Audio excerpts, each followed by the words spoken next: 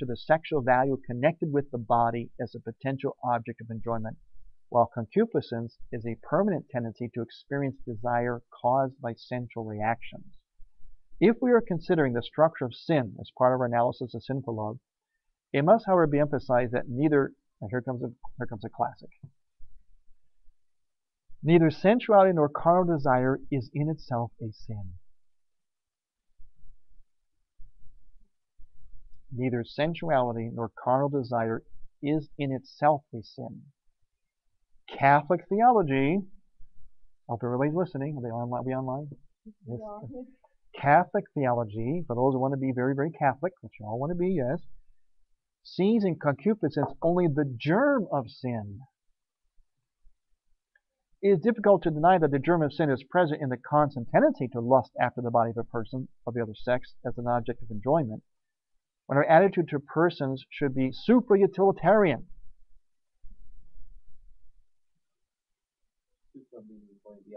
Yeah, going beyond. Right, supra-utilitarian, going beyond utilitarianism. So, yes, there is a germ of sin. The germ is there in the desire because of original sin, but in and of itself it is not sin.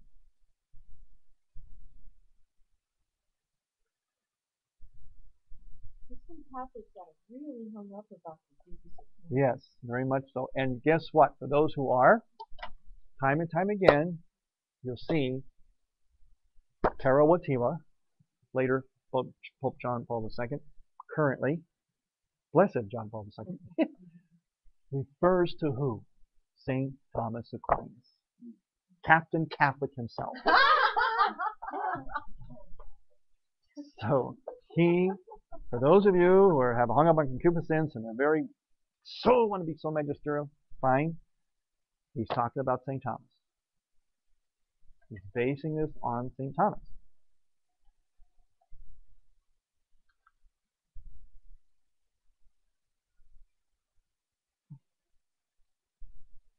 Okay. On 161, this is going to get better and better.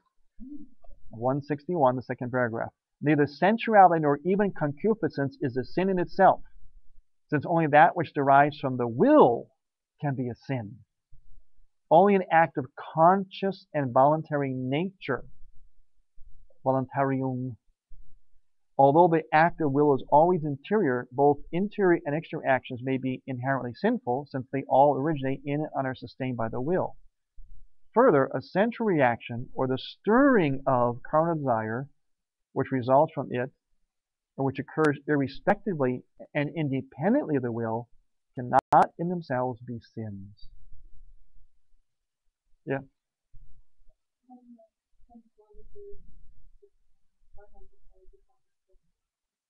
It becomes a sin when, as we were talking earlier, you start to fragment, pull it out, and it starts to take on an importance, a focus it shouldn't have. In other words, it's disintegrated. And it starts to become, you start to make it in your mind. This is all in your mind. In your mind, you start to make it, not the body. The body doesn't do anything. You, in your mind, focus on a part, an aspect of the person, whether it's sensual, and you start to make it now focus. You're enlarging it, and seeing it primarily for pleasure. Example, the Sistine Chapel.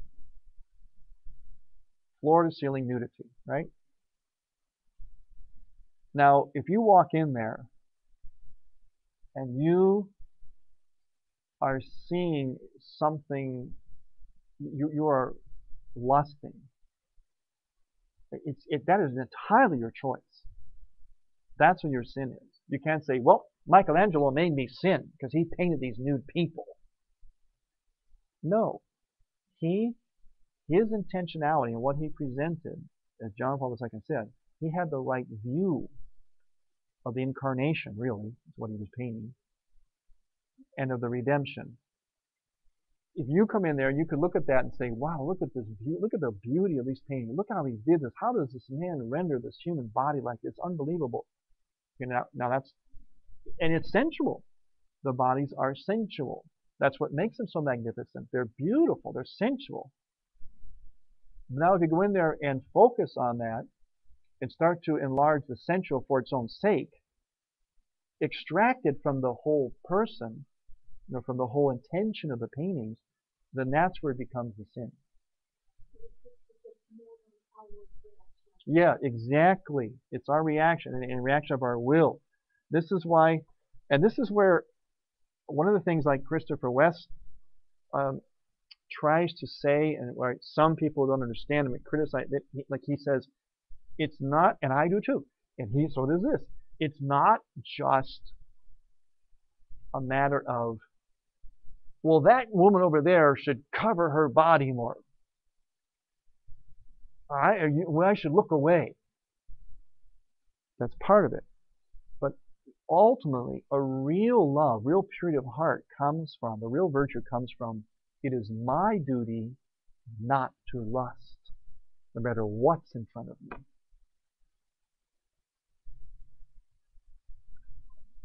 It is my duty.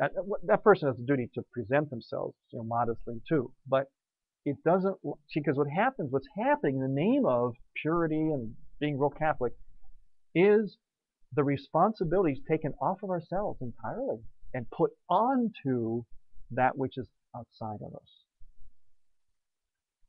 And it's ultimately our personal responsibility, the act of our will.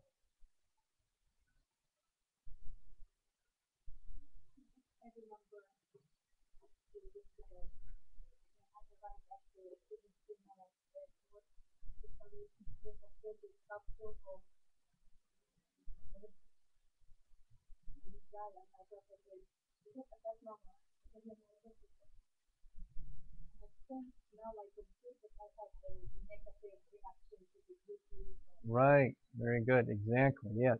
Yeah. And because we've been, for a long time in the Western world, modern culture, we have had this progressive changing of how to see the human person, how to see really all the created order.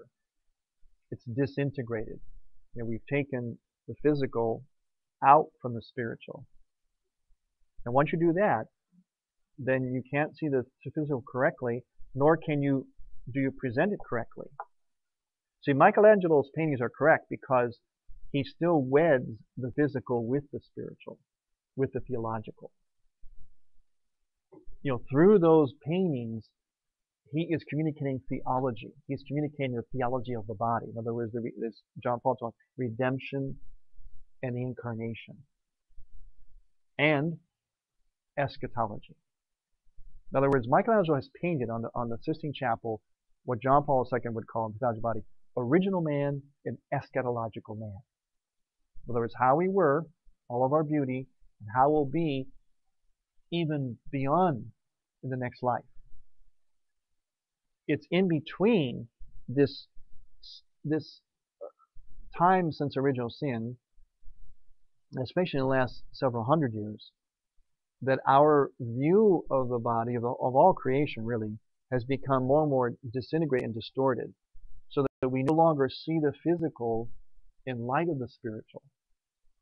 And see, the whole thing of theology of the body is, John Paul was saying, if we can put the two back together, that's going to be the purity of heart. That will be how we, a little bit, like he says, an echo of how it was in the beginning, but also how it will be in the next life, where we're headed. Now, this is the part that a lot of people have a problem with. They can't put the two together. How can you talk about the body, sexuality, and God and holiness over here at the same time? But you can and we must, because that's how it was intended. That's the truth of it. And that is what is being truly Catholic. Catholic is about one word: integration. It brings it all back. It puts Humpty Dumpty back together again. We've parceled him out. This part of Humpty Dumpty is bad, go evil, dark. Don't talk about that. This part of Humpty Dumpty is wonderful and holy and pure. We have this soul, and we pray, and we try to see no evil, but there's parts of us that are, don't look at, don't think about, don't talk about. So we got to put Humpty Dumpty back together again. I think part of that whole thing is, I see something, I have that non-sinful reaction, which is just a normal reaction. Yeah. And then I think that's what people either feel shame because they think that's sinful, Yes. or they actually do choose to lust. Right. And then it comes back again to this thing, well, and because I am proud and I refuse to admit that I'm not perfect and that I have to work on this or whatever, I blame outside of myself. Exactly. So whether I haven't sinned or I have sinned inside, my reaction because I'm proud and not humble, right. because I don't understand all this stuff, Right. I blame it. Exactly. It's women's fault, or, right. or it's bad, or I just say right. the body's bad. And, right. And, That's exactly it. That's exactly it. You hit it right on the head. Yeah. That is it. See, today, so I'm so glad we ended today because we're really coming to the threshold. I call it the threshold that we have to cross in order to come to, again, to put Humpty Dumpty back together again, to put civilization back together, to come to real purity of heart.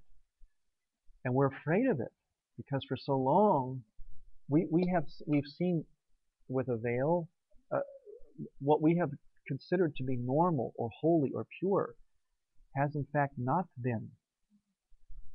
It's more secular, more at best it's Protestant. It's a denial of the gift, like Christopher West Yes. always says. It's a denial of the gift. Right, denial of the gift.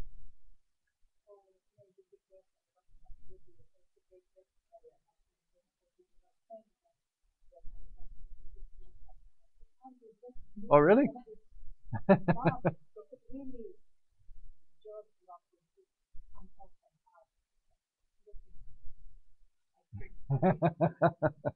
We'll have to have the Father Thomas Loya tour to the Sistine Chapel, right? We'll have to bring neck braces because we'll be like this for hours. Okay. At the bottom paragraph on 160. If we are considering the structure of sin as part of our analysis of simple love, it must be, however, be I read that, right? Okay, yeah, sorry. Oh, let's go to yes, let's go to bottom of 161. Here we stand on the threshold of sin and see that concupiscence, which seeks continually to induce the will to cross it, is rightly called the germ of sin. As soon as the will consents, it begins actively to want what is spontaneously happening in the senses and the sensual appetites. Now that's exactly what Sister was saying. See, you have a natural attraction, natural, if you want to call it arousal. That's okay. But it's concupiscence now is where you choose to want to then make that arousal, that sensual reaction, the end in itself. That's the difference. And it's always going to be outside the context of a loving man. Yes, yeah. So the only time you can say yes is if you're in the context of a loving man. And so everything else is going to be included. Yes. Because, like you said, from then onwards, this is not something merely happening to a man. That's what I like to say. Oh, I can't help it. That's how she was dressed. Oh, 162 at the top. It's not something that's happening to a man, but something which he himself begins actively doing. At first, only internally, for the will is in the first place the source of interior acts of interior deeds. These deeds have a moral value, are good or evil. If they are evil, we call them sins. Now this next paragraph is a real blockbuster. This is 162, second paragraph. In practice, there is here a problem with some people sometimes find it difficult, quite difficult, the problem of the boundaries of sin. Objectively, the dividing line is drawn by acts of will, by conscious and voluntary assent of the will. But there are people who have difficulty in identifying the borderline. Concupiscence in human beings has its own dynamic, by which it endeavors to become a conscious desire, an act of will. And hence, anyone who lacks the proper power of discrimination may easily take as an act of will what is only the prompting of the senses and of carnal desire. Get it? Like that, the famous line, you can't handle the truth. You can't handle that attraction. Really what he's saying here. A sensual reaction follows its own course for a time, thanks to the dynamic inherent in concupiscence. Even when the will not only does not assent, but expressly opposes it. An act of will directed against a sensual impulse does not generally produce any immediate result. In its own psychological sphere, a sensual reaction generally runs its full course, even if it meets emphatic opposition in the sphere of the will. No one can demand of himself either that he should experience, here's the great, no one can demand of himself either that he should experience no sensual reactions at all, or that they should immediately yield just because the will does not consent, or even because it declares itself definitely against. This is a point of great importance to those who seek to practice continence. There is a difference between not wanting and not feeling, not experiencing. See how important that is? Stoicism is not purity of heart. And just because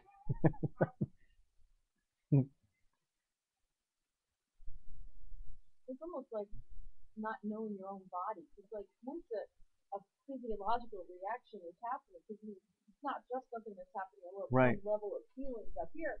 Your body's reacting. Yeah. Like, you can't lower your heart rate by an act of will. No, exactly, right. Right, and it's not sinful that your heart is beating because of some.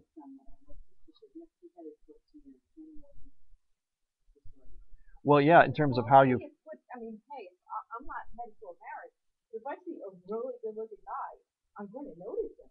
Yeah, but that might go behind your eyes or your words. Well, then that's where the act of behind your eyes and your words. Then you're getting into deeper stuff. It's the act of will that I make not to pursue where my feelings could take me. The act of will is not going to stop me from, like, right, really, exactly, yeah. Desire, no. Right, but, right. But there's people who really seem to, that's what the Pope or is saying. Yes. There, is that people think, well, I made the act of will, how come my feelings aren't? Exactly, yeah. So I must not have made a good act of will, so maybe I just sort of follow my feelings. Right, yeah, no, that's what can happen. I mean, when you touch something very important, sister, that without the right attitude towards this, you can send people, and unfortunately that's where I think a lot of people are at today, you can send them towards a hopelessness. I can never, I mean, like my priest friend, I think I said it one time before. One time he came, sitting in my room, comes in there, he plops down and goes, Tom, I think I could be a saint if only I didn't have a sex drive. And I said, it's because you have a sex drive that you can become a saint. But see, he was probably feeling that there's just no way I can just not have these feelings. Right. Right. Well, he thought that was wrong or sinful.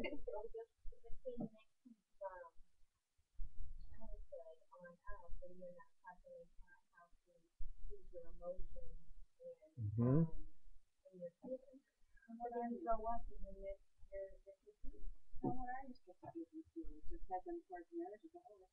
No. The thing it heads towards marriage is any kind of action, physical action. Those things are the things that would be.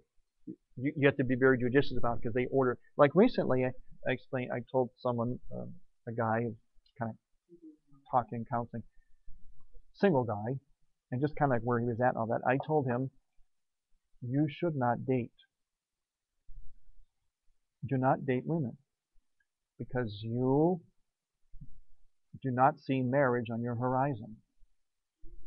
And when you date women, you're really, what you're doing is you're using them because you want the comfort of dating. Now remember, when we say dating in our culture, what makes dating dating as opposed to just having a friends or a female? It means you can get physical. I'm not. In the movie Courageous, it's coming out in the. He Oh, tells is the it? teenage daughter, the movie Courageous, the father tells the father tells the teenage daughter, anytime a boy asks you to go anywhere, it's a date. Yeah. Like individually. Yeah. Yeah. That's right. The boy was trying to pretend it wasn't. Yeah. She was trying to pretend it wasn't. It's right. It's true. It's very true. And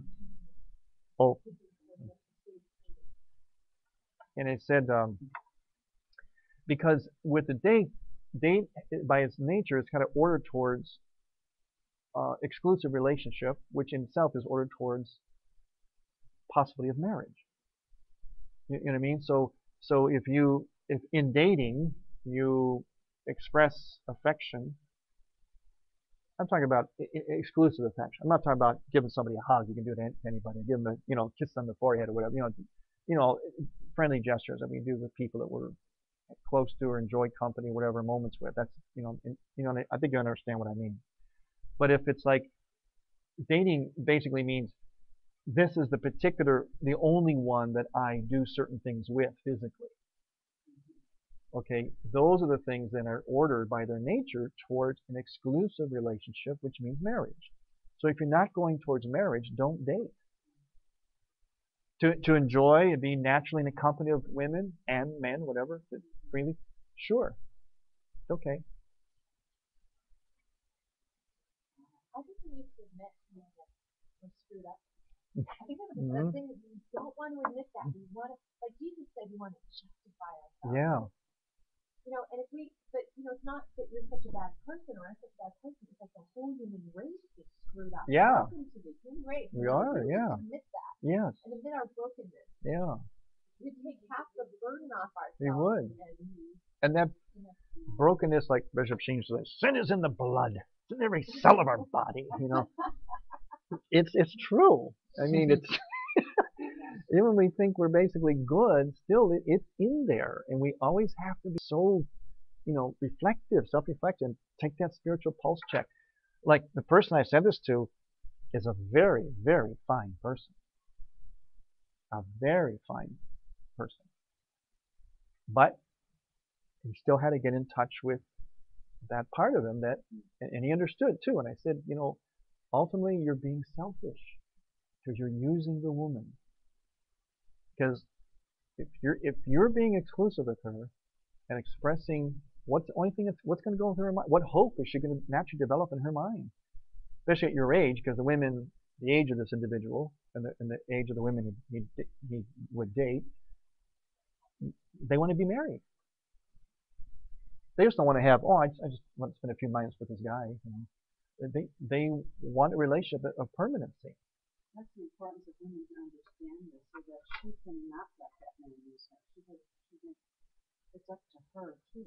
I mean, that's what she has to understand this, so that she does not let that man use her. I saw. Heads towards marriage is someone who is interested in it. Yeah, she has to. In fact, that's going to be the next point. It's going to be on the next page for the. Because sometimes young women really don't understand that. They have to grasp something. Yes, they do. I saw that yesterday. They were showing some preview of some show coming up, and they showed one clip of it. A woman standing there, and the guy says to her, "Oh," they introduce each other and says, "That's a really pretty dress you have on." She said, "Let's get this straight right up front. I'm not interested in you." And he walked away. So it's kind of like what you're saying. She got it out there right away. All he said was she had a nice dress on.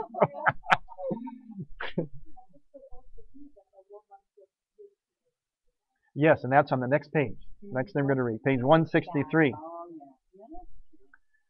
This is for the women now. Emotional subjectivism. This is 163, the first big paragraph there. Emotional subjectivism makes us susceptible to the suggestion that whatever is connected with genuine emotion, whatever, must be recognized as authentic in its emotional content is good.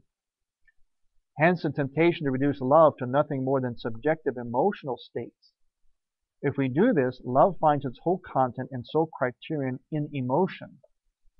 The affirmation of the other person, the aspiration to the person's true good, to union in a common true good, none of these exist, for a will subjectivistically fixed upon emotions as such. In these circumstances, sin arises from the fact that a human being does not wish to subordinate emotion to the person and to love, but on the contrary, to subordinate the person and love to emotion. This goes back to what we're saying, but this is a tendency more for the women now. The first part we did so far was for the men. This tends a little more towards the women. Sinful love is very often emotional, saturated in emotion, which leaves no room for anything else. Its sinfulness is not, of course, due to the fact that it is saturated with emotion, nor to the emotion itself, but to the fact that the will puts emotion before the person, allowing it to annul all the objective laws and principles which must govern the unification of two persons, a man and a woman. Authenticity of feeling is quite often inimical to truth in behavior. Subjectivism in values insinuates yet another false suggestion, that what is pleasant must be good.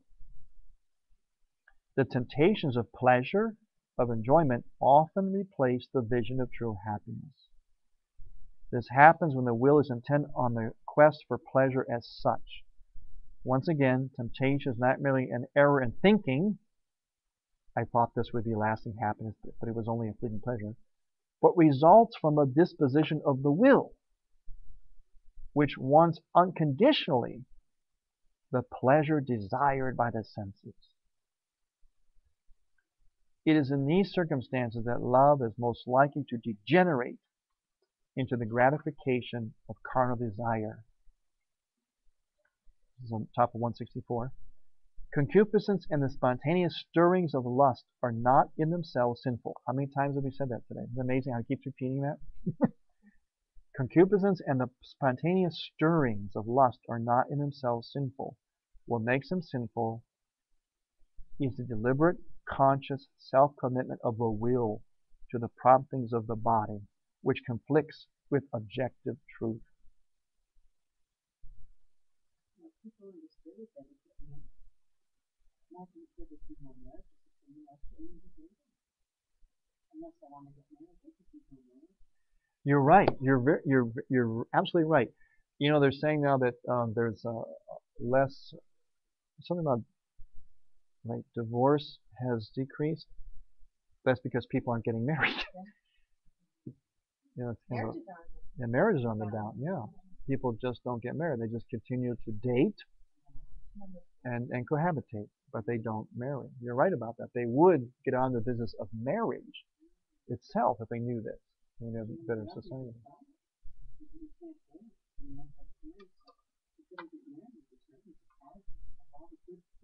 See, you know, you talk about movies and stuff. It'd be just wonderful to have movies that would, through the characters, incorporate these kinds of things. You know? Absolutely. Yeah. I think that's the whole vision behind it, virtue over vice. Yeah.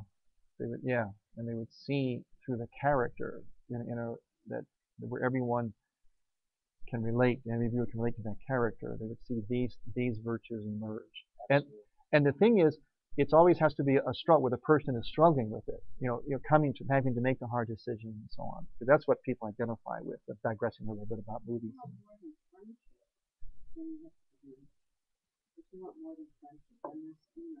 Yes, and friendship can be very deep and intimate, you know, it should be. But yeah, if you want more, you have to get married, you have to not date.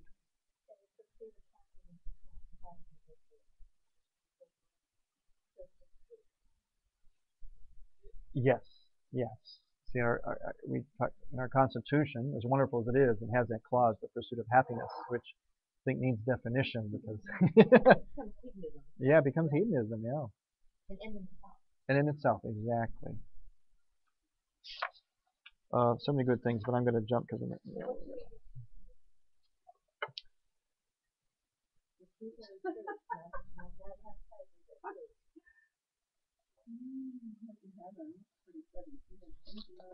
I've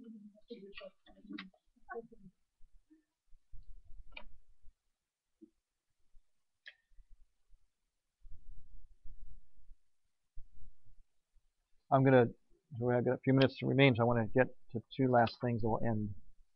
On page 170, we get to chastity itself. We've kind of been wading through what is not,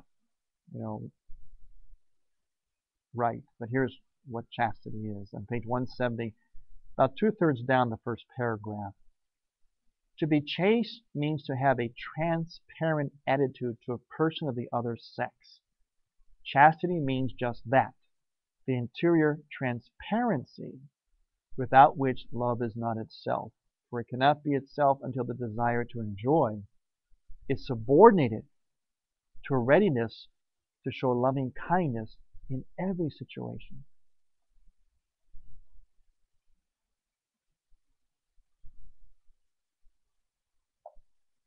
This transparency in one's attitude to questions of the other sex does not mean artificially banishing the values of the body, or more generally, the values of sex to the subconscious, or pretending that they do not exist, or at any rate have no effect. Chastity is very often understood as a blind inhibition of sensuality and of physical impulses such that the values of the body and sex are pushed down into the subconscious, where they await an opportunity to explode. I want to make sure we got this point in before we go. 170, the bottom paragraph. And this is what happens, if it's not integrated, you push it down thinking you're being true and Catholic and all that, and it's going to explode. Okay, chastity is very often understood as a blind inhibition of sensuality and of physical impulses such that the values of the body and of sex are pushed down into the subconscious, where they await an opportunity to explode. This is an obviously erroneous conception of the virtue of chastity, which, if it is practiced only in this way, does indeed create the danger of such explosions. This mistaken view of chastity explains the common inference that it is a purely negative virtue. Chastity in this view is one long no.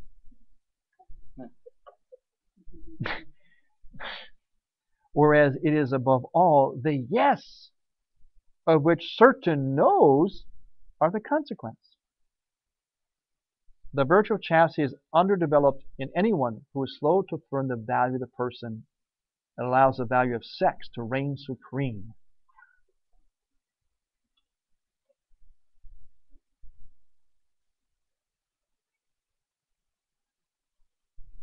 These, once they take possession of the will, distort one's whole attitude to a person of the other sex. The essence of chastity consists in quickness to affirm the value of the person in every situation, and in raising to the personal level all reactions to the value of the body and sex. This requires a special interior spiritual effort.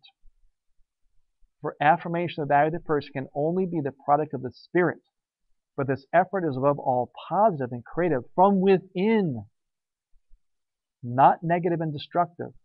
It is not a matter of summarily annihilating the value of body and sex in the conscious mind by pushing reactions to them down into the subconscious, but of sustained long-term integration. The value, body and sex, must be grounded and implanted in the value of the person. Now this is where he's going to go. You'll see in Theology of the Body, where his whole thing is Christ takes us to the inside, interior, what's inside a man. The objection that chastity is merely negative is then incorrect. The very fact that it is bound up with the virtue of moderation means that it cannot be so. For by moderating the feelings and actions connected with the sexual values, we serve the values of the person and of love. True chastity does not lead to disdain for the body or to disparagement of matrimony and the sexual life. That is a result of false chastity, chastity with a tinge of hypocrisy, or still more frequently, of unchastity. This may be strange and startling, but cannot be otherwise. For recognition and appreciation of the true value of the body and sex is conditional on the reevaluation of which we have spoken.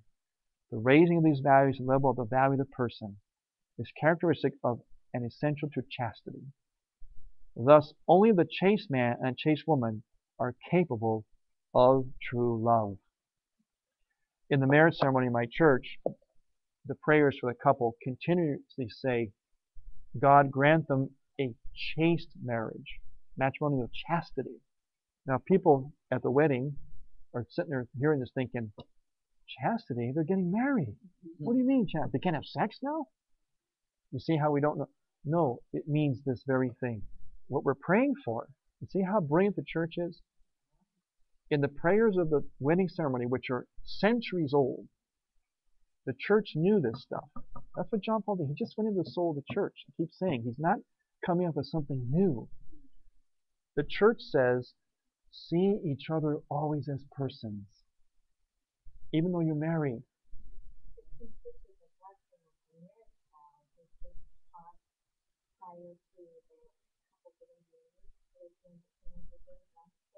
Well, they do in my pre-Cana. Yes. This is why this has to be the paradigm that we teach everything. Yeah. You're right. Right. This is why we got to get you right. The church, the teachings out through media, through movies, books, internet. It's pulling back the veil. It's unveiling, unleash like a flock of pigeons. Just unleash the church. No. Right. And that. Right. Yes, they are. That's so hard. Oh. Like I said, I think 500 years from now, we'll look back. We should make sure we get good records of everybody who was married, had a happy, holy marriage and family life. And they will automatically be sanctified. That's what I think. But the saints of our day, they're one of the real saints of our day. Certainly people live this life, but in our day and age, if you have maintained a healthy, happy, holy marriage and family life, I think you are the living saints of our time. I think, when you have the mind-body split from the big heart and the kind Yeah. of revolution and everything, I think there's a sort of wisdom of the masculine, though, to stick with the body. Yeah. And that's why I think we can teach them through the body. Yes. Yeah. And their experience. Right. Because, all the intellectuals and scientists and everything, they tripped out on the mind. We're living Right. in denial and all Right. that, but they chose the mind. Right. And the rest of the people were like, you know what, it's time for that nonsense. Right. It's like, we're going to stick with what we know, the body. Right. And the experience and our feelings, and that's where we go. And this is what, to refer to Chris West again, this is what he refers to when he points up somebody like Hugh Hefner. He's like a symbol to him, an icon of exactly what she's saying. He did it in more of an extreme way, but it's like, the heck with all that. I know this is good, and it can't be bad, so I'm just going to go with it. Even though he's like, ego needs to go. Yeah, ego, yeah, exactly. Immature, right. He's there, right. Right. Right. Ain't out of the dumpster, they say.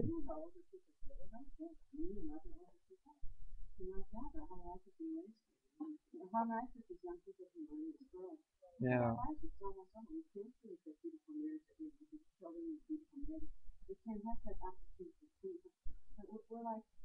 No.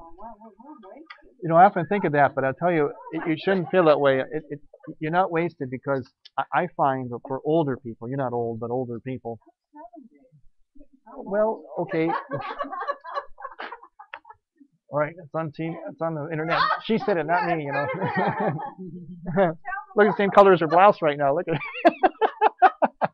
But, no, you know what I think about people your age?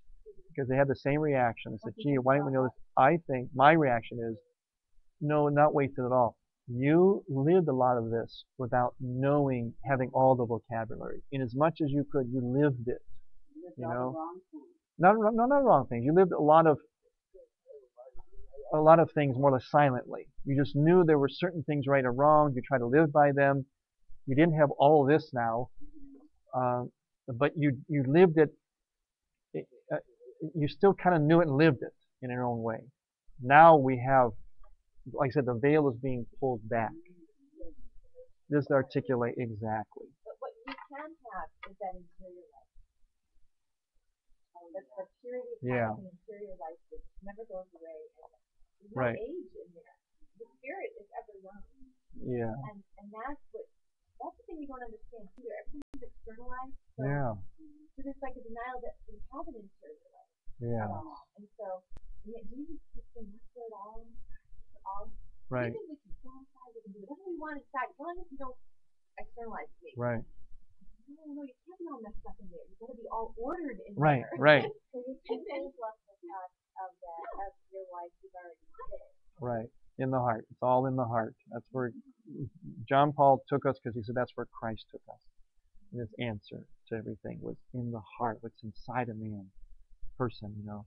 So what she's saying is that they say that Jesus Christ and that they say that they see the children and children. And that you can what you're bringing is the Yeah. purpose for all of us. See, as living what you wish you could have when you were younger, now you need your help to help us to live out what we're. Yeah. See, people your age. Yeah, and also, I have a lot of hope in the things who work now, which is ordinary. So it's easy to have on Oh yeah. Yeah. We're all heading towards the heavenly marriage. Yeah. In fact, that's exactly how we're going to end. How providential. The last paragraph on the last page, 173, to end this chapter and our summer here. How providential this is. And again, another hint at the theology body to come. Page 173, first paragraph, about the third sentence down. It should be added, the truth about the union of the human person with a personal God, which will be fully accomplished within the dimensions of eternity, at the same time illuminates more fully and makes plainer the value of human love. The value of the union of man and woman as two persons. Significantly, the Old and the New Testament both speak of the marriage of God within mankind, in the chosen people or in the church. In the writings of mystics, of the conjugal union of the human soul with God. Let us now examine the two components of the virtue of chastity, shame and continence. And that's where we'll pick it up in September. Really get into a lot of application. That was 173, and we'll pick up on 174 in September, the metaphysics of shame. That's where we're going to get into some great stuff. This is some of my favorite sections on what real modesty is and about nudity. Things that, again, once again, are going to be eye-openers for people. We have to reconfigure how we're used to looking at things to a much deeper, purer, more mature understanding of purity of heart.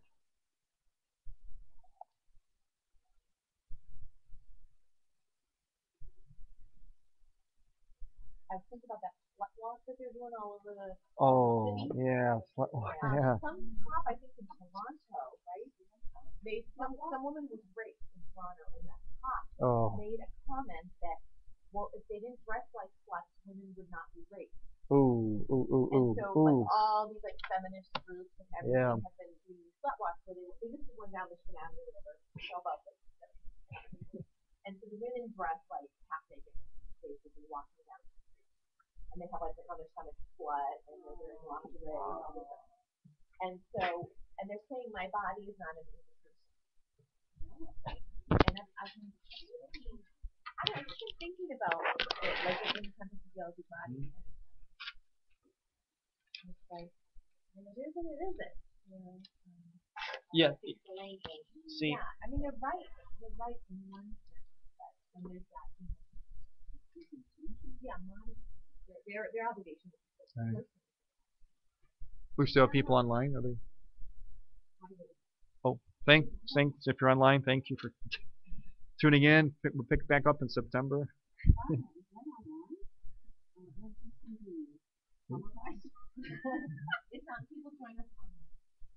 Yeah, it is. Did you know that? Every time, people all over the world are hearing you. my voice. Okay, they won't know. You don't hear me now. Camera's on top. Okay. And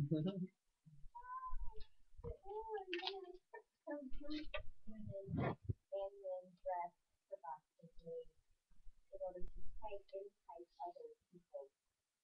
And if it gets too carried away, See, right, as usual, with the women, there's truth. There's some truth in what they're doing, but again, because we're disintegrated, they're choosing the dumpster. They're saying one truth. They're saying here, no, our bodies are not automatically at a, what do they call it? Enticement? Or what the word is? Invitation. And men have obligation not to see them that way. At the same time, as we'll cover that here, that at the same time, women, again, it's always reciprocal. Women have an obligation also. There's men have an obligation not to lust. Women have an obligation to help men in that regard and to present themselves according to the dignity of themselves as women and as person. And to understand, as John Paul said in here, women need a certain insight into the psyche of men to help them understand about this whole issue of dressing and presenting their bodies.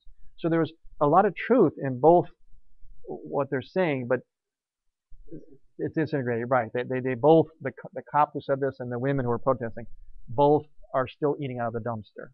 But they both have a truth there. There's a truth there, which is why we need to buy some billboards or something and get that. Need to own billboards. Yeah, we should have a picture of the women. Yeah, we do. Picture of the woman and picture of the cop, and say, they're both right. Find out how. Tune into St. Paul. Daughters of St. Paul. Really, in a sense, or something like that. That would get people to, oh, there's another way. There's a way to look at this thing instead of the, or. Yes. See, because now the cop, in saying that, he's voicing a certain frustration that men have of always having to battle their natural inclinations because of how women present themselves. In other words, it's like this. Man is going about his business, thinking about work or his family or whatever. A provocative billboard or woman dressed a certain way, presenting a certain way, comes into his view. He now has, that's an assault on him, because it's actually a visual assault. He now has got to be thrown into a struggle, if he's sincere about purity of heart. He has to go into a struggle now that he did not want to have. He did not choose to have. Now he must do it. Now, what's a guy going to feel then? He's going to feel a certain anger, resentment, especially if he wants to be, he wants to try to be pure of heart. And here comes this thing that's going to make that harder for him. He didn't ask for that. He isn't looking around, where's a woman I can lust at? He's going about his business. And this gets put in his face. Now he's thrown into the struggle. And as John Paul II said, it's not the same with women. They don't go into that struggle as readily by visuals. It's more by the emotion, sentiment, feeling. But the man does it by visually, which means it can happen like that, all around him, all the time. So men are, especially men who want to be virtuous, they're constantly battling this. And so what the cop was voicing really was kind of a bit of a universal anger that men have for being always thrown into this struggle.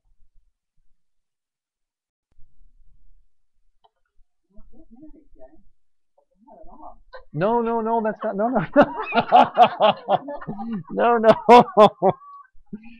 See, no, no, don't get married for that. That's what we're trying to correct. I'm not saying it's it's like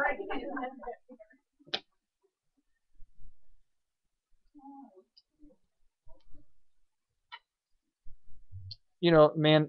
Say a man is there with his wife. A woman goes by, provocatively, whatever.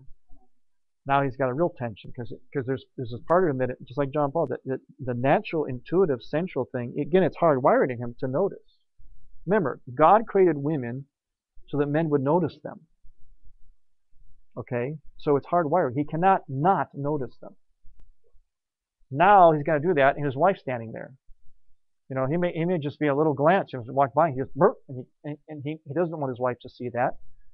He can't look at her, can't take a second glance. He has to fight taking a second glance, you know. So now he's thrown into this tension. You see? And he didn't want that. In fact, I once read a book by a priest who actually said, and I think rightfully so, in a sense, this is a form of reverse rape. Women are visually raping men this way. Because they're intruding on that part of them. And it's like, come on, why are you dressing? And Yeah. I don't want anyone to look at me. Yeah, exactly. You're right. I don't have like, why? What did I do? Yeah. But it could be something real simple. A lady with the cutest feet you ever saw today, the cutest toes and cutest feet on a sandal. I mean, it's the prettiest little feet you ever saw. Well, you couldn't do anything. You know, that could turn on by feet. Okay, right. And that's where, again, the guys have to be. Poor thing didn't do a thing but have feet. Yes. That guy. I hate to quote this comedian. His name is Dave Chappelle. I do not endorse him by any means whatsoever. Some of my friends are watching. There was a show on. He was talking about women that dressed immodestly, although he didn't use more colorful words to describe it.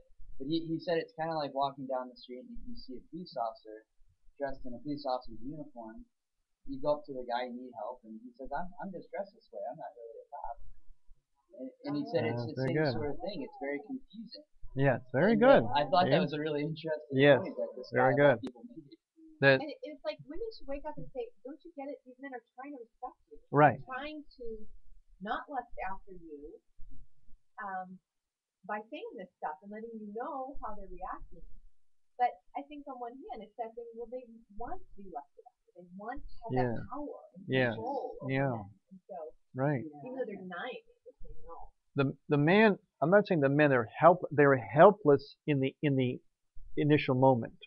Okay? In a sense, helpless. But they're not helpless after that. But after that is a struggle. Why throw the guy into that struggle? Why distract him? Why does he have to go through that tension, you know? And then, you know, if they're trying to be, if they're really high developed consciences, then they're in the confessional. Oh, gee, Father, I looked at a woman. You know, why do that to the men? Yes, exactly. We do. Precisely. Right, right. And see, it's so reciprocal. If women were getting it this right, their needs, if men responded to women properly, they wouldn't have to do, as a society, they wouldn't have to do this because they're both basically hurting each other. They're both taking advantage. And again, because we don't live theology body. We don't live what we're teaching here.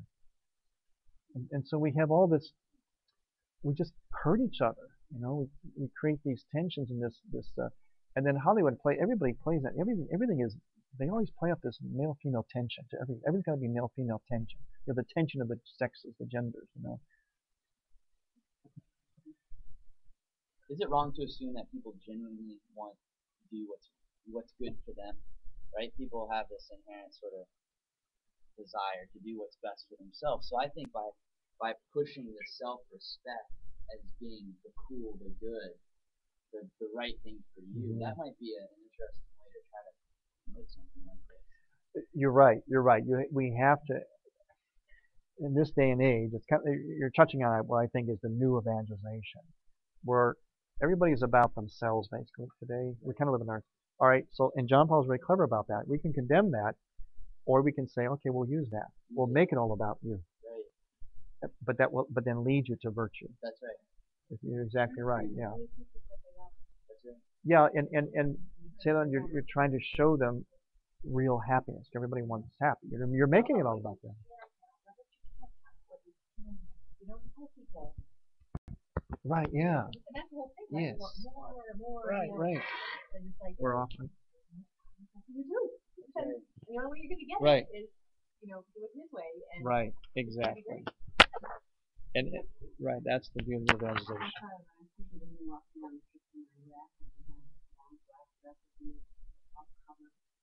between all these things that I Mm-hmm. and the children and husband, and I felt so bad.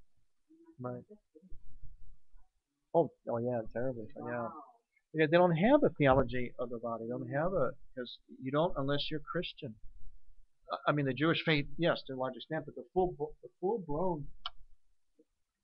fullness of how we have to see each other can only come through Christ, by seeing through Christ, in the Christ event, because only in Christ, and this is the key to everything, only in Christ was there the incarnation, where the invisible God infused himself into the physical, so that the wedding of the physical and spiritual happens in Christ.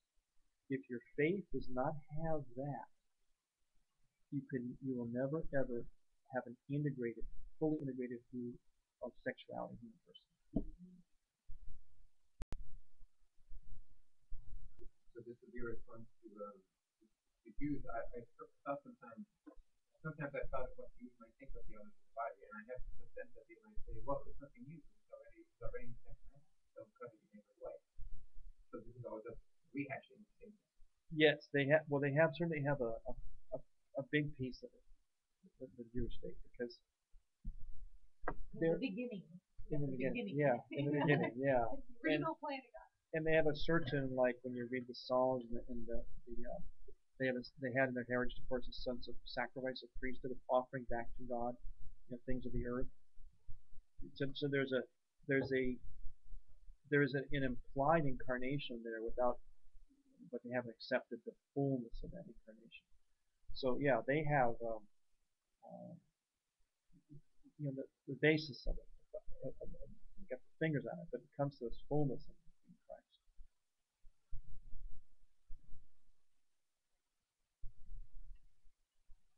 Islam had a little more difficult time with it.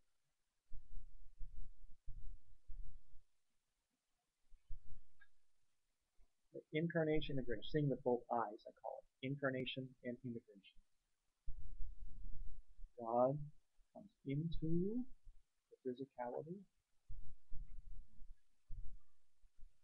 which means then we see everything is integrated. That the body and soul are not separated. They're different entities, but they are united. We don't separate them out. And they were never meant to be separated. Isn't that like the constant struggle? Do people think like, oh, I should make a habit, and if I keep trying, it's gonna get easier? Mm-hmm. Does it always get easier? Like a habit of being faithful and being integrated. You could say practice. Yes. Because there's always more levels. Yeah. Trying to get on this level, but once you get to that level, you're not finished. You're at a level where you have some understanding more fully how to spend there's another level. Yes. Yeah. I think you're right. It's like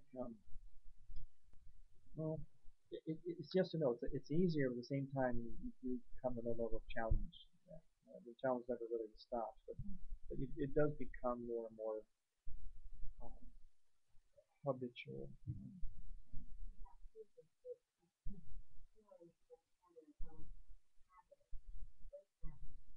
So it requires less maybe focus of trying to always keep it because you're already in that realm of it. You're just going to level. Yeah. And think about balancing those. So you need less of the comfort of your will. Yes. Right. You need less effort in it because but of course that's what sanctity is. Ultimately, your view becomes more and more integrated.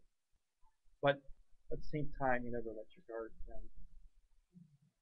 You know, I was thinking about the charismatic disciples on Monday, and I'm three of the youngest, and they're much older than me, and one of them was saying, well, I don't want to be in the church, because I'm closer to my heavenly.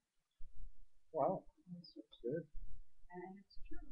And closer to that, well, we're all going on.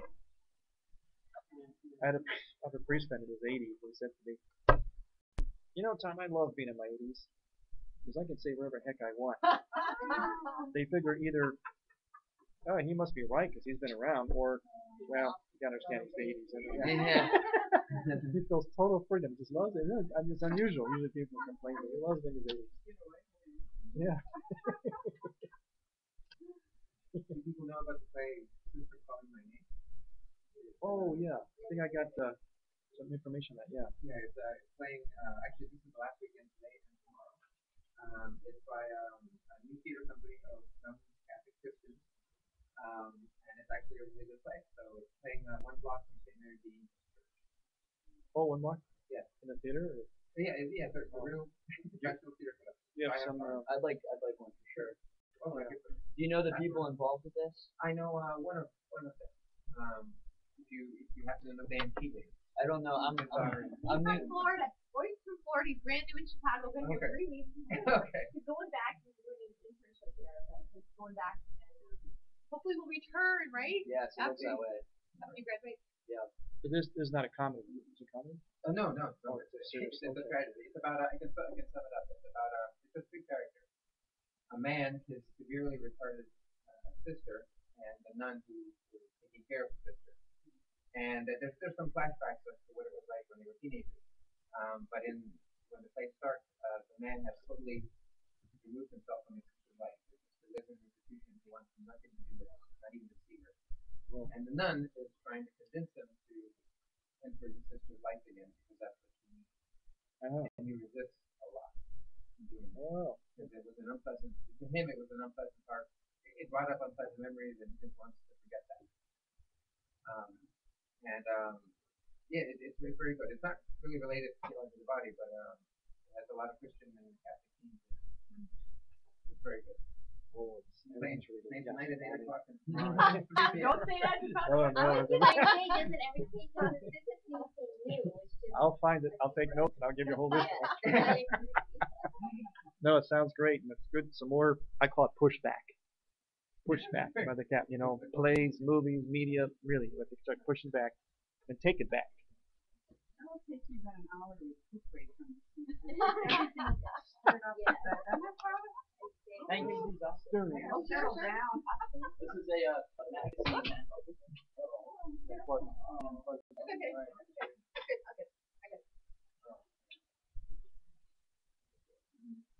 So This is a quarterly magazine that published in mine back in Florida. This sister gave me a share yesterday. Look at that. Calendar for fall. So